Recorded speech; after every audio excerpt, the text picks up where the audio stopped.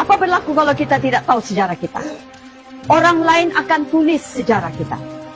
Bila orang lain tulis sejarah kita, dia akan tulis sejarah mengikut kepentingannya. Selama 50 tahun lebih kita fikir kita masuk Malaysia. Masuk Malaysia, tuan-tuan dan puan-puan, maksudnya kita ini tetamu. Kita masuk. Kita kena mengangguk pada peraturan-peraturan dan ketetapan yang ditentukan oleh Malaya kepada kita. Sebab kita bukan tuan rumah, kita masuk Malaysia. Tapi kalau kita percaya bahawa kita bentuk Malaysia sama-sama, maksudnya kita percaya tanpa kita, Malaysia tidak wujud.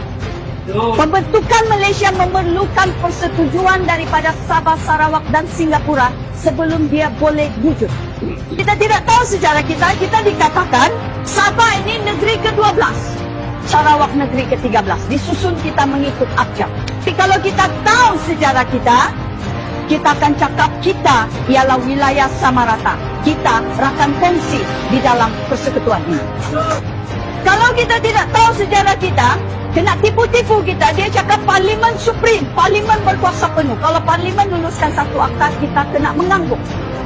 Tapi kalau kita tahu sejarah kita akan tahu ada kuasa-kuasa negeri yang mutlak dan kita berkuasa di dunia.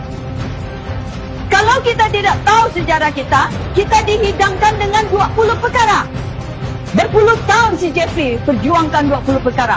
Masuk penjara, keluar 1 sen pun dia tidak dapat apa-apa. Tapi kalau kita tahu sejarah kita tahu bahawa dengan hanya 26 bulan, Warisan Berjaya menuntut haknya di bawah perjanjian Malaysia. Kalau kita tidak tahu sejarah, kita dihidangkan dengan masalah PTI dan Sulu. Setiap 5 tahun kita diserang langit. Setiap 5 tahun kita dihidangkan masalah PTI. Kita makan itu masalah, bercakap sesama sendiri, tuduh menuduh sesama sendiri, jatuh menjatuh sesama sendiri. Tanpa kita sedar, PTI dan Sulu itu ialah isu keselamatan. Dan di bawah perlembagaan Malaysia, isu keselamatan ialah bidang kuasa persekutuan. Tidak ada kena-mengena dengan kita. Kalau Lanun masuk ke Sabah, siapa yang salah? Persekutuan. Kalau PTI masuk ke Sabah, siapa yang salah?